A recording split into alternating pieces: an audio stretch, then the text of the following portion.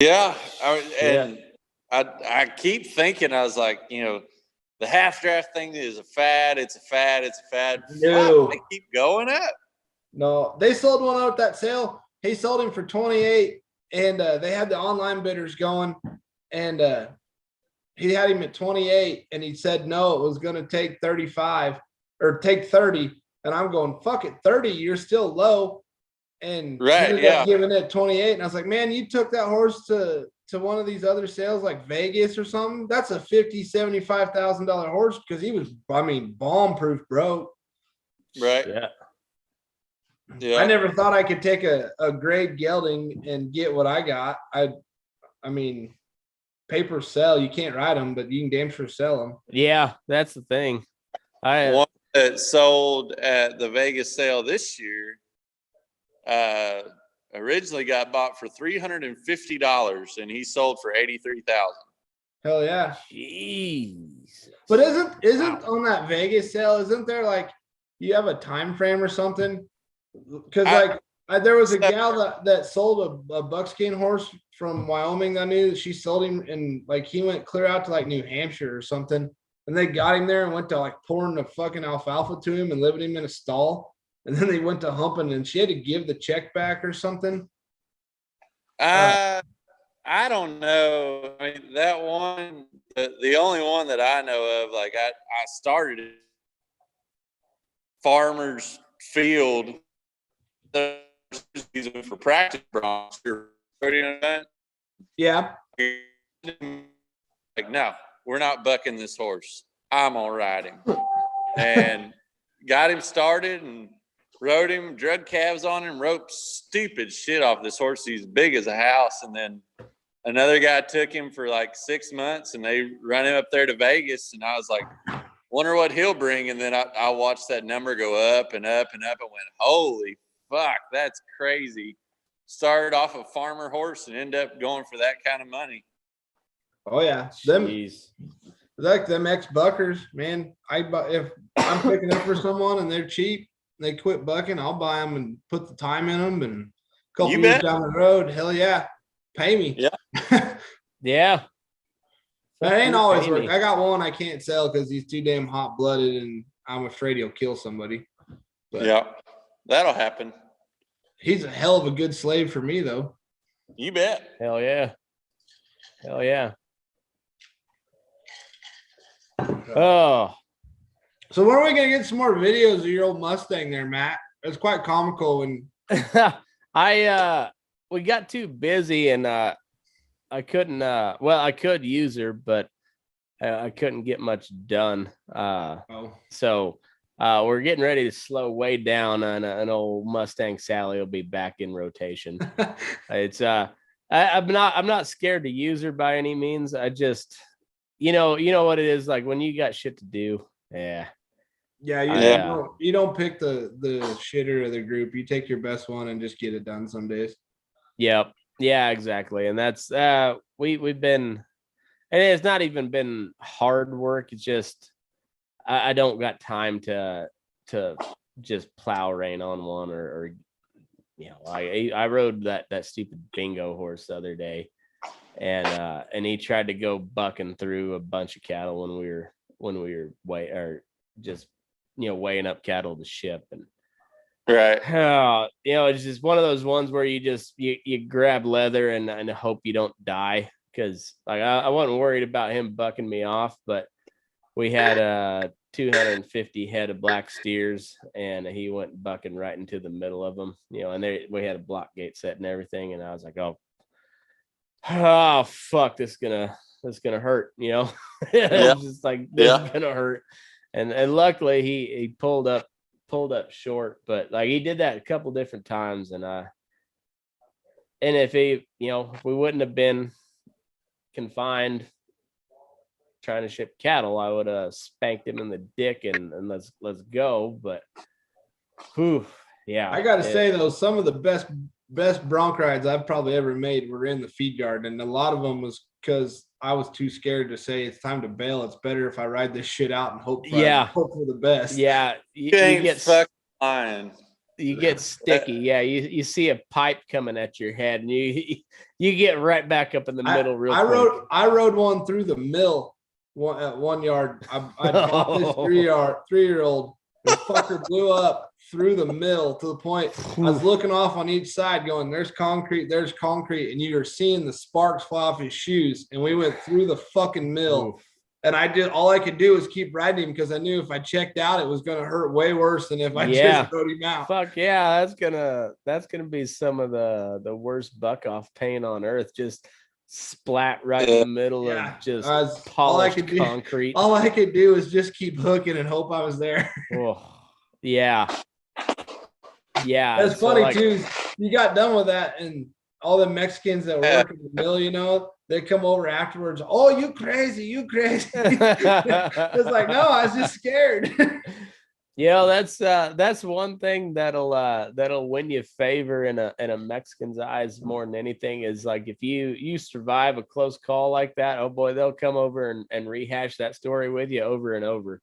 Oh yeah. You are in good then.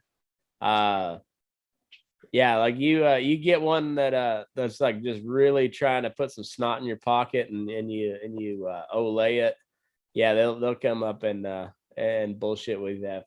Oh yeah, they love to see you get hooked or anything like that. Man, those guys at that yard, they'd get one to like be processing and get on the fight, and they couldn't get him in the tub, and they'd put money up to see if you could make like a round with him or something. Oh yeah. And I was like a 21-year-old kid. I didn't know better. I was like, hell yeah, that's beer money. Well, and that's what all these like social justice warrior people don't get is like go hang out at a feedlot for a day, and you'll realize real quick that like true racism doesn't exist because like when the crew is getting along the best is when they're talking shit on each other. It's like, fuck you, white boy, I bet you can't do this or whatever. And when there's that little bit of competition, everybody's in a better mood and everybody gets along a little bit better. And then your whole crew works better because they're trying to one up each other. So naturally you're gonna be better. Yeah. But and you cannot get a job at a feed yard unless you are fully adapted talking shit. I don't care what yard. Oh yes. Yeah. Like, you got to be able to talk shit. Well, because you get everybody from like all walks of the cowboy world. Like you get like that old grizzled like Tad McCoy or Tap McCoy type character from Last Buckaroo to somebody who like we had a guy from fucking Connecticut. Yep. I had a kid that he come from Maryland, and when the first day he showed up, he was riding a barrel saddle with a fucking tennis shoes, and that's how he was going to ride pins. It was my first. Hell yeah! I shit you not. That was the first job I had as a head cowboy. and they hired him. Go to the res, you'll see the same. You'll see the same outfit. Like and they'll make a hand all day long. Like I mean. Show up for work and they're like, oh, we got you a new hire. And this guy comes over and he's like, he don't have any horses. You got to cut him out some of the feedlot string or whatever. And so he comes walking in and he's got a fucking set of like white New Balance tennis shoes and carrying his barrel saddle. And I was like, so that one's 20, that one's like 19, like, because we had some snorty horses, but I was like, he obviously ain't going to take them. But he wanted to be a cowboy. But where I'm at, if you get east very far, you run into a lot of that. And there's a lot of feed yards like eastern Nebraska on the Iowa border. And you run into a lot of guys that are like, I mean, there's sure enough some good hands still. I ain't saying there ain't, but you run into a lot more where, I mean, like I said, the one time I had a kid there, he hired on and he didn't even make it till noon. And he realized he just wasn't cut out for him. Right. Well, I was talking to that guy. He was from he was in eastern Nebraska somewhere, but he was the fullback for the Chiefs. He was on their practice squad or something. And he was telling me like they walked the pins there, and I was like, oh yeah, there's a lot. There was a yard when I was managing that yard at Mid America. There was a yard just to the east, like 7 miles, and they did not have a horse on the place. Huh. They Well, walked all their pins. I guess that feedlot just outside of town where I grew up and there in Walsh was the same way. But even I mean that was our only like kind of I think they're about 50,000 heads, something like that. But even then we're like that's weird that they have no horses. So, Yeah. yeah. Well, those guys would call, like, they'd have shit get out on the highway or something, and they'd call us because they couldn't do nothing with him. Yeah. It was like, what You're the out there fuck? with a bunch of trash bags. Hey, hey. Yeah.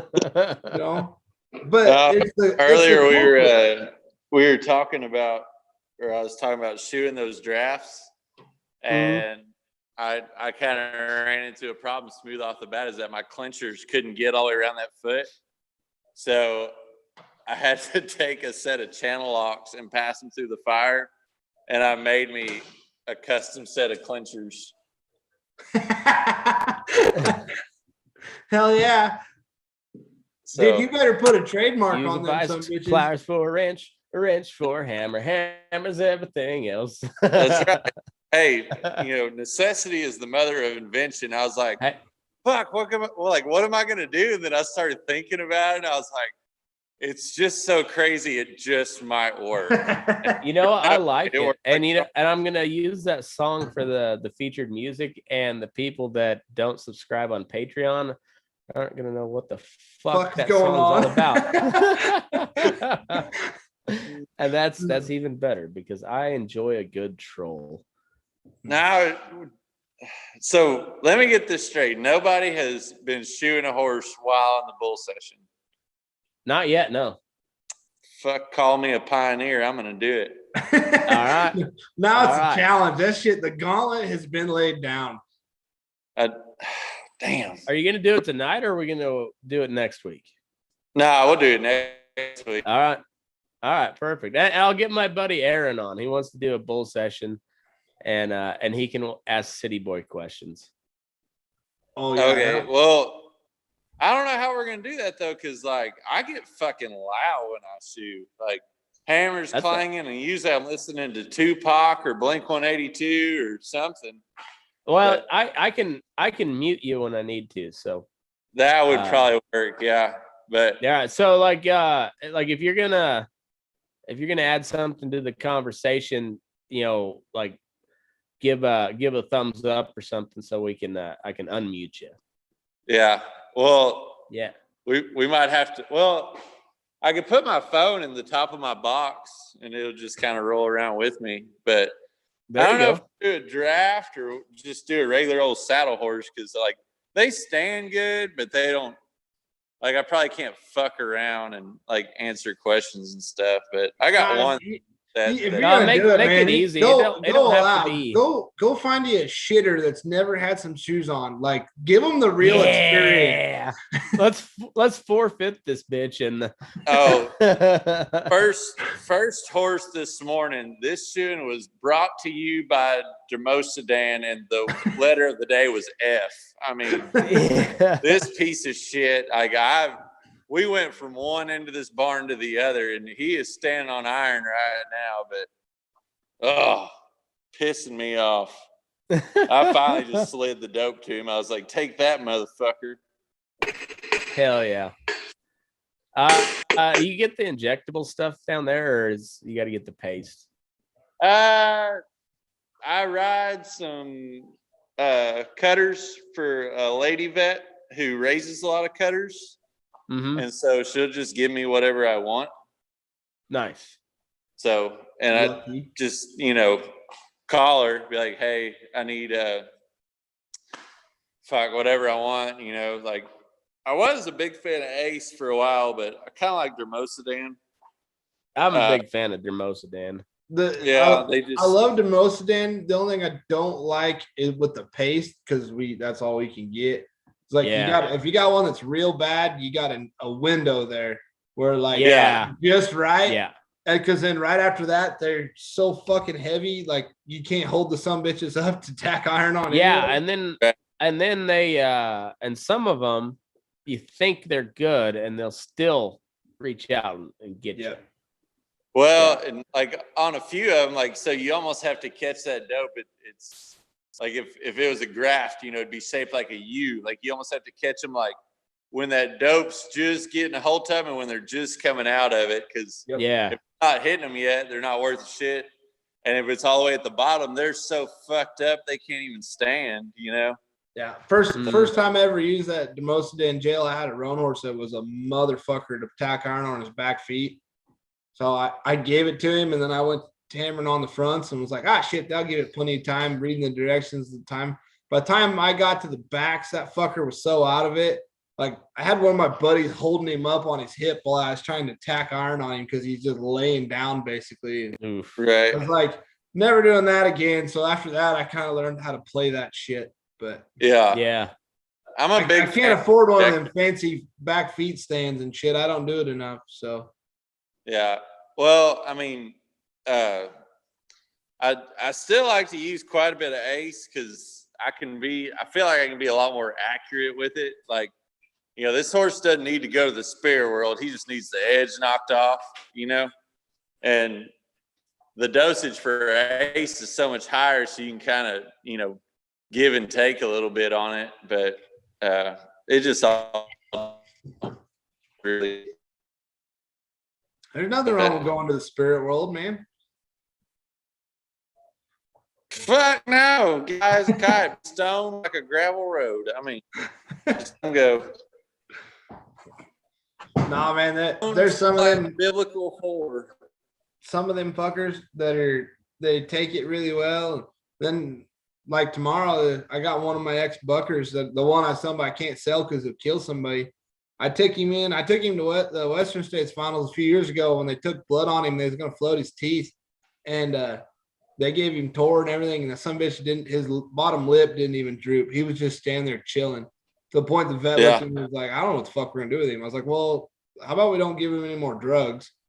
But his wool teeth are getting so bad that like the fucker, all he wants to do is buck again because it hurts. And so tomorrow I got to take him into the vet.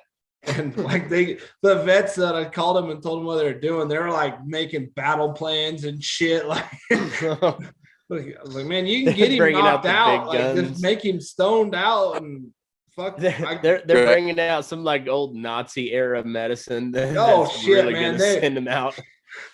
Them poor vets in Hyannis. I tell you what, I give them kudos because some of the shit, because I don't ride very nice papered shit. They're good broke horses, but I've been known to ride about anything. If it's big and soggy, I'll ride him. They're not all the gentlest to be around.